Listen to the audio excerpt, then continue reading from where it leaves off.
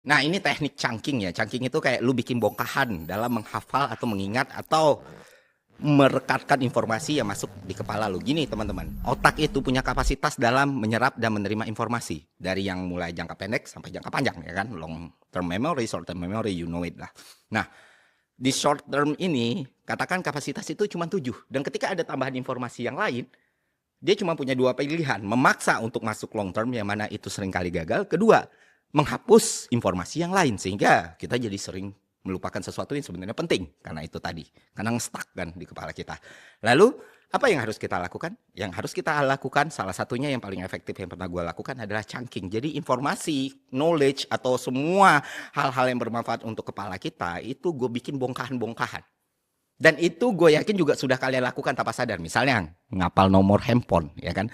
Nggak mungkin dalam 12 atau 13 nomor handphone lu bisa hafal. Itu akan sangat sulit. Kecuali ada keunikan di dalam kepala lu. Nah, biasanya gimana lu ngafal? Lu pelah pecah-pecah jadi 2, ya kan? 0, 8, 9, 6, 6, 9. Nah, kayak gitu.